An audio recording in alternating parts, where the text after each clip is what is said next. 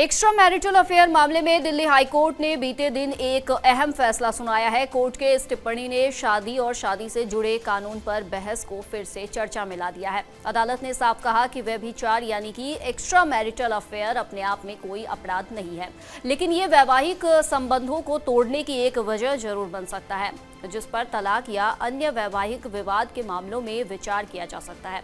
Justice Purushendra Kaurava की bench ने कहा कि अगर किसी तीसरे शख्स की वजह से पति पत्नी का रिश्ता बिगड़ता है तो पीड़ित साथी उस व्यक्ति के खिलाफ केस दायर कर सकता है और मानसिक और भावनात्मक क्षति के लिए हर्जाने की मांग भी कर सकता है। यानी पति के गर्लफ्रेंड से पत्नी जुर्माना मांग सकती है।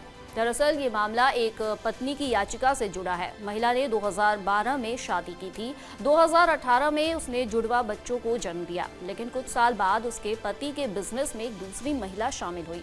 पत्नी का आरोप है कि ये महिला उसके पति के साथ अक्सर यात्राओं पर जाने लगी और दोनों के बीच नजदीकियां बढ़ती चली गई। परिवार के समझाने बुझाने के बावजूद ये सिलसिला थमा नहीं।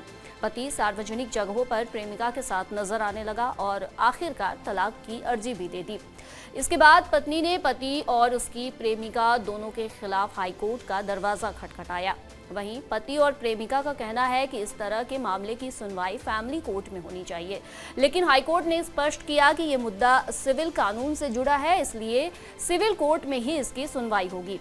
सुनवाई के दौरान अदालत ने 2018 के जोसेफ शाइन केस का भी जिक्र किया।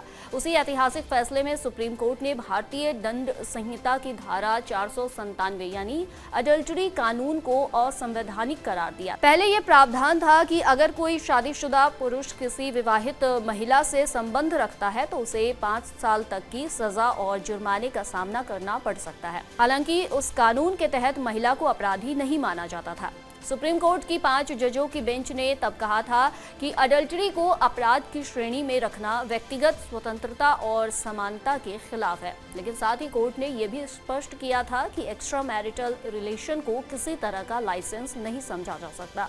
दिल्ली हाईकोर्ट का ताज़ा फैसला भारत में एलिनेशन ऑफ अफेक्शन यानी प्यार और विश्वास छीनने के सिद्धांत को लागू करने की दिशा में पहला कदम माना जा रहा है। इस सिद्धांत के तहत कोई भी व्यक्ति अगर जानबूझकर किसी शादीशुदा रिश्ते में दरार डालता है तो उसे कानूनी तौर पर जिम्मेदार ठहराया जा सकता है। हाल ही में संसदीय पैनल ने सरकार से यह सिफारिश भी की थी कि अडल्टरी को दोबारा अपराध घोषित किया जाए और इस बार इसे जेंडर न्यूट्रल बनाया जाए, यानी पुरुष और महिला दोनों को बराबर रूप से जिम्मेदार ठहराया जाए।